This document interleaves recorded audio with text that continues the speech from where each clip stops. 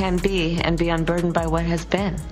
You know? There is great significance to the passage of time in terms of what we need to do to see the moment in time in which we exist and are present. Kamala Harris is a bully who's pushed out or made life intolerable for virtually every person who's come to work for her in the White House. She's the Meghan Markle of the administration.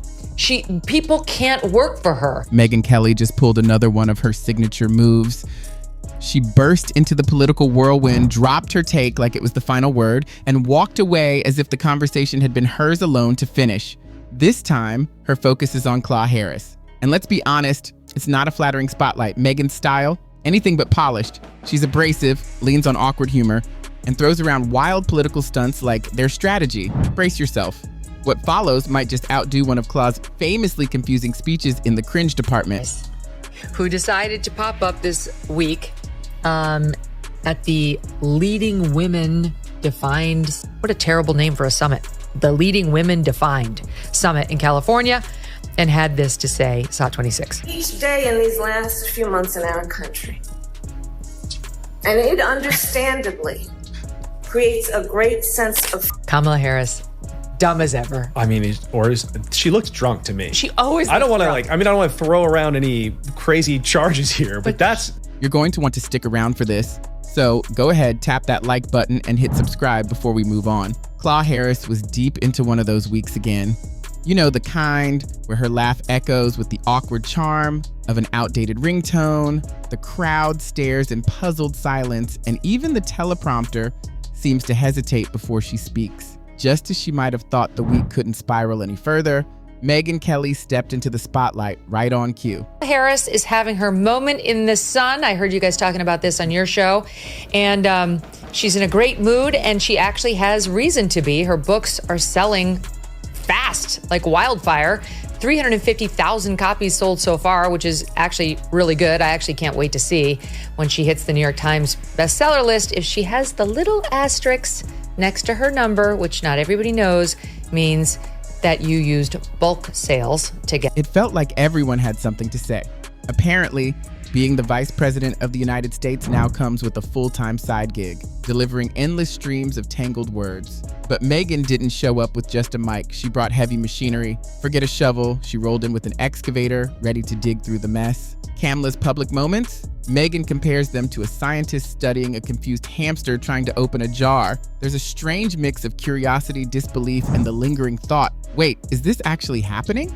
She cannot do it. She's desperately trying to be Oprah, and she can't be Oprah. And as it turns out, Oprah is kind of a psychopath. I'm going to do a piece on this at some point. Honestly, we were raised by wolves, those of us who watch that show religiously. I figured it out at 54. In any event, Kamala Harris is not even as good as the fake Oprah, never mind the real one. And I don't know, you guys, you seem to be very bullish on her newfound confidence and think that this sales number is going to encourage her to actually run again. I mean, I'll start with you on that, Andrew. Do you believe that? Somewhere out there, you just know an English teacher is softly weeping into a red pen every time Kamala steps up to a mic. When Megyn Kelly showed up, it was like someone flipped on the lights after a bizarre party. The laughter faded, the music cut out, and there stood Kamala, armed with her usual mix of tangled phrases, motivational buzzwords, and metaphors stacked on top of metaphors. About how they vote. Back to me. If we could just bring it back to me. I was the first here in the first there. I was the second there, but then I was the third.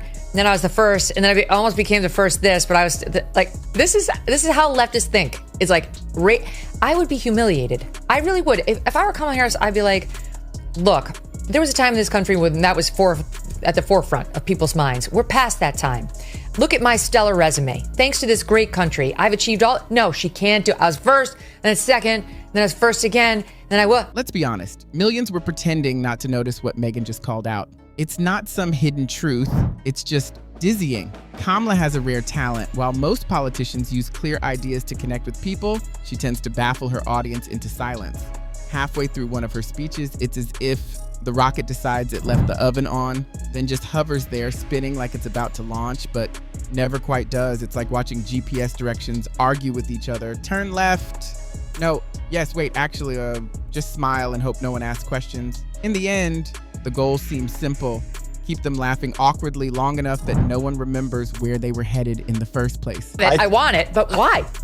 I think, all politicians operate inside a bubble, and in her bubble, this reinforces the view that she's still anointed, and she will go forward, and I think she will run again. I think the Washington Post, though, had a great. They said her book tour is even less compelling than her campaign. I think sort of describes it. It's been a shock to me. I will say this. I have not read the book. I've read the excerpts that were in the Atlantic, and I've read about it. And it does seem there's some juicy tidbits in the book, and maybe it's a better book than... And Megyn, she wasn't letting it slide. You could tell. She's no stranger to chaos. She's weathered media firestorms and stood toe-to-toe in political showdowns, but nothing, absolutely nothing, could have prepared her for what Kamala insists on calling communication. It's more like verbal origami, folded, twisted, and somehow still not quite coming together. It's not that Kamala's points are nonsense. The issue is they make too much of the wrong kind of sense. Think, poetry written by a confused Roomba. The setup had been simple. Megyn delivered her take. Then, as always, the internet braced itself because when Kamala speaks, the digital world erupts. Memes multiply by the minute, TikTok clips catch fire, edits spread like confetti. Somewhere, Elon Musk probably sighs, knowing he'll have to clean up another wave of Kamala bot parody accounts. Kamala's public image seems built on sentences that almost make sense if you squint hard enough, like, because working together works best, we must work together to, well, work together. Inspirational?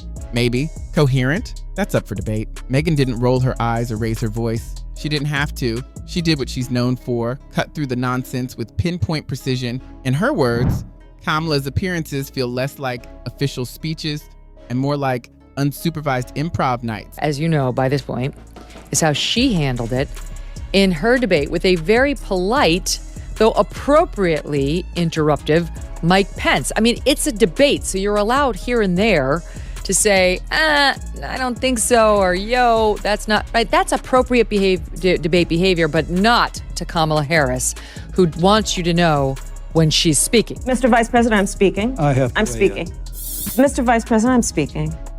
The real issue, Kamala doesn't even seem to realize it. She steps up to the podium with total confidence, then launches into another speech that sounds like AI trying to pass for human. Megyn compared her to a motivational speaker who's always talking about progress but never shows a single receipt. It's as if Kamala studied political strategy by watching fortune cookies argue.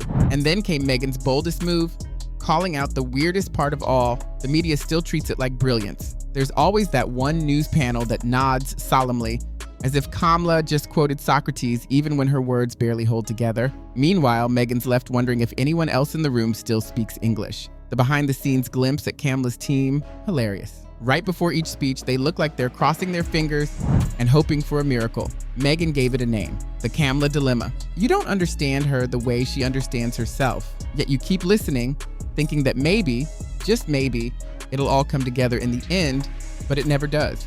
Because like a show that promises answers in next season, the truth is, there was never a plot to begin with. Back to Kamala, because she went on The View this morning, and it's amazing. It's amazing. You know, like, leftists are gonna leftist. Here is SOT 52. A lot of people, I'm included, and President Biden also, think that a lot of it is about racism and sexism, and those are the reasons that you really lost, not because of the time thing. What do you say to that? Do you think this country will ever elect a woman president? In my lifetime, probably not. I beg to differ. I believe that we will. Then came the real kicker. Megyn started comparing Kamala's leadership style to a GPS that refuses to admit it's broken. The kind that confidently steers the car straight into a river, then proudly announces recalculating. Kamala smiles, waves, and assures everyone that things are right on track. All America needs, she insists, is a little more belief. In a strange way, it's almost impressive. Kamala has complete confidence in her ability to say very little, with flair. It's like she wrote a TED Talk while running on pure caffeine. Her speeches, they sparkle like confetti. They look great in the moment, but don't expect them to help clean up the mess afterward. Megyn also pointed out what many have noticed quietly. The administration rarely lets Kamala speak freely.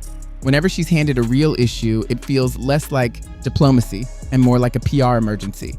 Watching her explain basic topics feels like watching a motivational speaker who accidentally wandered into a crisis meeting, and then came one of Megyn's standout moments. She didn't chalk up criticism of Kamala to unfair bias or harsh standards. Instead, she asked the question everyone else seemed to avoid. If anyone else said these things, would they still have a job? It was blunt, and it hit. Megyn joked that listening to Kamala is like running on Windows 98, slow, outdated, and full of awkward pauses. No matter how many times it says it's updating, the result just never seems to work quite right. Give her the benefit of the doubt. I did not think she was an idiot. I now think she's a moron. She's not that smart. Forgive me, I'm still one of those people who gets wooed by titles. I'm like, she was the Attorney General of the state of California. How dumb could she be? Dumb. The answer is very, very dumb is the answer. And I've come to that conclusion just with my own eyes and ears from watching and listening to her. She cannot put two sentences together. The old man is actually losing his mental faculties. Megyn then zeroed in on one of Kamala's most infamous traits, her signature chuckle, that laugh that starts as a giggle and ends up resetting everyone's nervous system. Now, it's practically her political trademark, a kind of punctuation mark for awkward statements and a handy way to cope. No world leader should look like they were just caught sneaking out of detention, Megyn remarked. Despite their differences, Kamala's laugh somehow unites both political parties in shared disbelief. Imagine a translator pausing mid-sentence when that sound pops up, or a diplomat somewhere in Europe quietly enduring PTSD after trying to interpret one of Kamala's press briefings. Megyn compared Kamala's speech patterns to modern art. You see a mess, but the gallery insists it's something deep and meaningful, telling you that maybe you just don't get it. Maybe there's nothing there at all. Like jazz, Kamala's words are unpredictable, confusing, and somehow always end with applause. The deeper Megyn went, the harsher her take became. She pointed out that Kamala's popularity is fading faster than the latest poll-tested slogans. Every time Kamala tries to rebuild her image, she stumbles into another, wait, what did she just say? Moment. And somehow, the White House still acts surprised. It's so cringy. That remark about what's next, I'm gonna walk up these stairs, is so telling. She's so dumb. She's just not clever. And this is yet another example that's making the rounds today.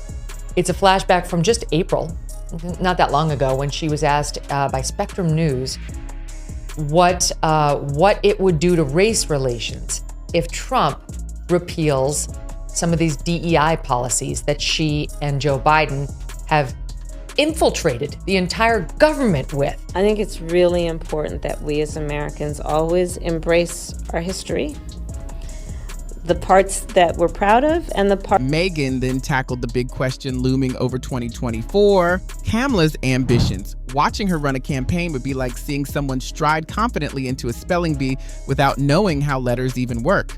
Megyn couldn't shake the buzzwords swirling in her mind: optimism, progress, and of course, word salad. It practically writes itself. Even though Kamala often seems clueless about what she's really saying, Megyn was struck by how her speeches somehow hint at a big secret. She uses pauses like magicians use smoke and mirrors, hoping no one notices the trick is all smoke. Kamala keeps insisting everything is going perfectly, but to Megyn, it feels like someone bragging about finishing a race they never even entered. Being genuine these days? That would be the real scandal. Ironically, Kamala had all the ingredients to be likable. She's funny, engaging, and great at making Q smile. Yet, caught between empty slogans and staged photo ops, she turned into a walking philosophy lecture nobody wanted to sit through. Megyn wrapped up with a warning, one that felt almost like a joke. In hindsight, the country doesn't need another motivational speaker. What we really need is someone who can actually finish a meaningful sentence. And it concerns me because that's all we have in line on the Democratic side. And as Trump's numbers continue to go up and up and up, and I realize some of the polls are showing him beating Joe Biden now in a hypothetical matchup, he's still very vulnerable. He did not win in 2020, and it looks like it's going to be the same matchup.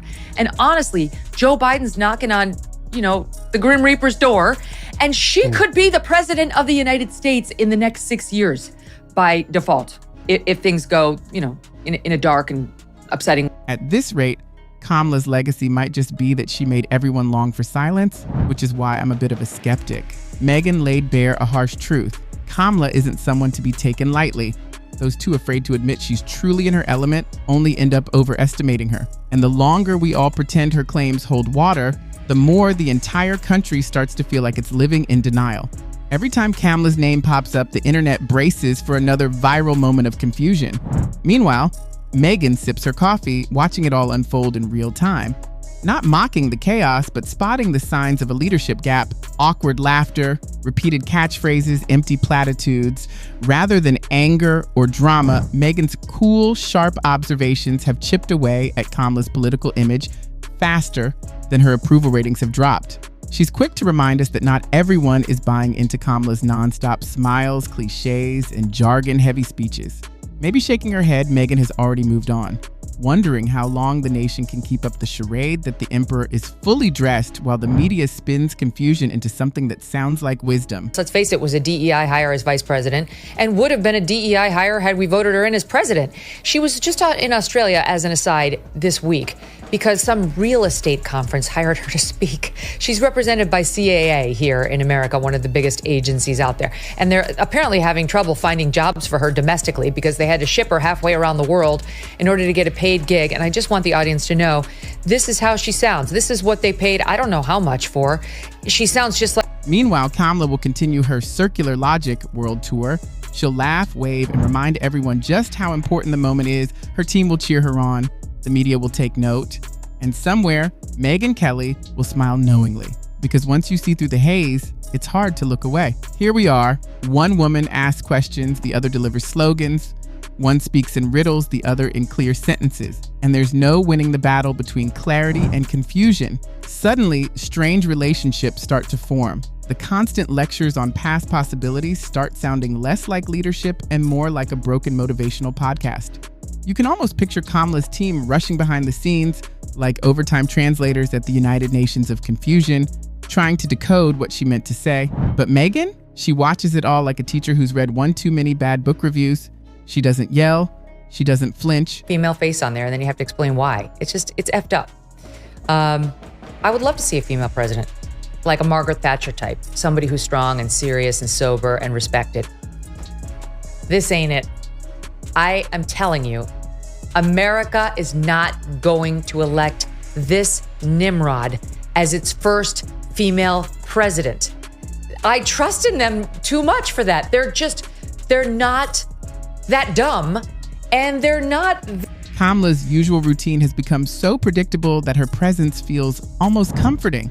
Her speech feels like a carefully crafted performance. First comes confidence, then vague abstraction, followed by her signature chuckle that echoes through the room like an unwanted alarm. The audience claps because they're expected to, even though Kamala has unknowingly turned into a kind of comedy act. Megyn jokingly calls it cyclic optimism, the rare skill of sounding like she's inspiring change while actually leaving everyone more confused than informed. Managing to speak for 10 minutes and somehow make everyone less clear than before takes years of practice. Lost because of Kamala.